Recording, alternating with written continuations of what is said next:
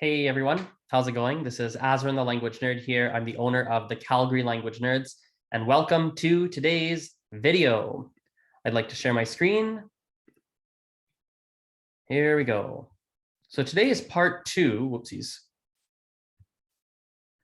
Today is part two of my guide to pronouncing the French R like a pro. If you didn't watch part one, I'll give you a quick recap of what was covered off. So in lesson one, I covered off the voiceless R, and we did some practice with the voiceless R in French. So if you didn't know, French actually has 2 to 3 ways of pronouncing the letter R. It's not just one way to pronounce it. And so in lesson one, I talked about how to pronounce the voiceless R, and we did some practice with it. Today's plan is to cover the voiced R in French and do some practice with the voiced R. That's the plan for today. In the next video, I'll cover off the soft R. I don't know if there's a more technical term for it. Maybe there isn't really a term. Who knows? I call it like a soft R. I want to talk about that next time. And then lesson 4 is a live practice we will do all together on Zoom. That will not be on YouTube. It'll be a live practice session. The link to sign up for that is in the YouTube description box below, in case you would like to sign up. As a reminder, this YouTube series is accompanied by a program which is called Take Your Tongue to the Gym, French R Practice. It's a PDF document with audios and practice exercises to do for 30 days to improve your ability to pronounce the French R. The link for that is also in the description, the video description box below. I highly recommend you do it. It will help you tremendously. It looks like this. If you watched part 1, you already saw this. So we have a 30-day exercises for 30 days to practice your French R. There's some sample words I've given you to actually, not sample words, there's some practice words I've given you to practice with on a daily basis. And then there will be some MP3 audios that come with this as well. So you can hear me say all these different words on this practice word list, and you can try to imitate it. So that is also in the video description below. Let's review the definition of voiced and voiceless sounds. This is something I talked about in the last video. So voice sounds are where your vocal cords vibrate, whereas voiceless sounds, when you say them, your vocal cords do not vibrate. So I'll give you an example. A voiceless sound would be something like s, because when you touch your throat, when you say s, your vocal cords don't vibrate. Whereas if we take a voice sound such as zzz, zzz, try that with me. Zzz, you'll notice your vocal cords vibrate when you say zzz. Okay. So French has a voiceless R, which sounds like this. French has a voiced R, which sounds like this. So voiceless, voiced, voiced is more rumbly. The voiced R is more rumbly in French. A voiced R is basically the same as gargling water. When you gargle water, you are basically pronouncing a voiced French R. Well, I guess some people might be pronouncing a voiceless. It depends on how you gargle your water. If you're the type who gargles water like this, then you're pronouncing a voiced R. If you're the type of person that gargles something like this while you gargle water, then that's more of a voiceless R. Today, I will talk about the voiced R in French. So voiced R's are more difficult for most people than the voiceless R. That's my experience, and I have worked with hundreds of people on French R's, and my experience has shown me that voiced R's are more challenging. And so this is why I've left it for part 2. I would like you to practice the voiceless R's first that I talked about in part 1 before we jump into these voiced R's here. Okay. So step 1 is to practice words that have a GR. So I'll say these words here for you.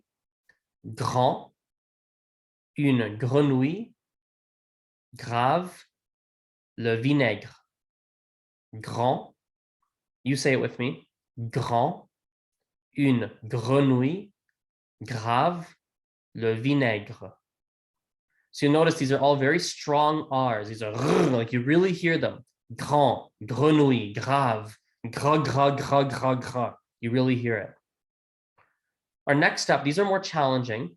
They're DR combinations.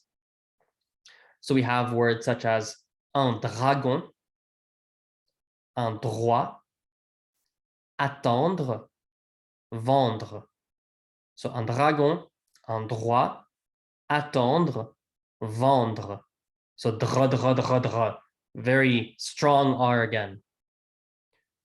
VRs are going to be even more challenging. Now, the good news is that you don't have, well, there's good news and bad news. You don't have a lot of words in French that start with a VR, but you have a whole bunch that end in a VR. And you also have a number of words that have a VR sort of in the middle of the word. So we have, for instance, vrai, un livre, le musée du Louvre. That's like in Paris, right? Le musée du Louvre, un chevreuil. Now, chevreuil is hard for a number of reasons. One, this vowel sound is really hard to say for some people. So chevreuil might be hard not because of the R, might be hard for other reasons. So if you're struggling with chevreuil, maybe don't worry about it too much because it's likely the R is only a part of the reason why this word is difficult. The other reason this word is difficult is because in chevreuil, this R in chevreuil, we're going to talk about this in part 3 in the next video. But this chevreuil, this R, is often not as strongly pronounced as when we say, for example, vendre, or grand or grenouille. These GRs or DRs, those are much harder R's than when we say un chevreuil. But it is still a pretty hard.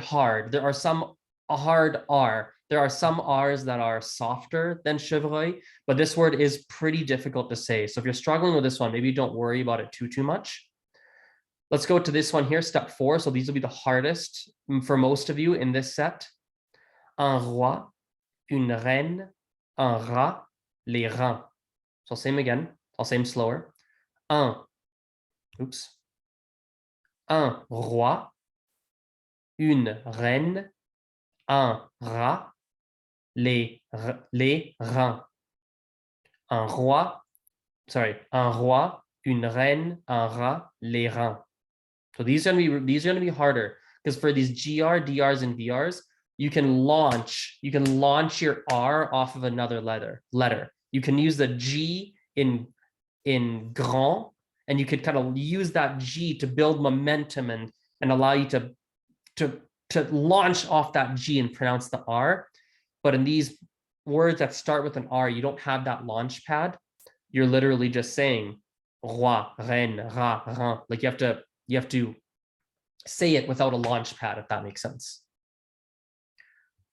Okay, so again, there's a PDF document with audios if you would like to practice this at home and you want to grab that. That's in the description box below. And that takes us to the end of part 2. In part 3, I will talk about, I'll show you here. We're going to talk about the soft R. And I also might, I'm not sure, we'll see, I'm going to see how I feel and I'm going to think about this. We also might do some practice with words that have multiple R's, because when you have a word that has more than one R, that can also get pretty tricky. The PDF I've made and the audios have a lot of words like that for you to practice. So I'll give you some examples. You have things like, let me stop screen share too. There are things like regarder, right? Regarder, or retourner. Retourner has multiple R's. We have words such as arriver. Arriver as well. No, arriver is one R, sorry. We might have something like ordre, right? There's a number of words in French that have more than one R. So I'm going to see if I want to include that in part 3 or not. We'll see. We'll see how we do. But yeah, I'll wrap this video up here. Thank you for watching. I hope this is helpful. If you have any questions, let me know. In the YouTube description box, there's a link to contact me. You can email me from there. And yeah, we'll chat soon. Bye-bye. See you.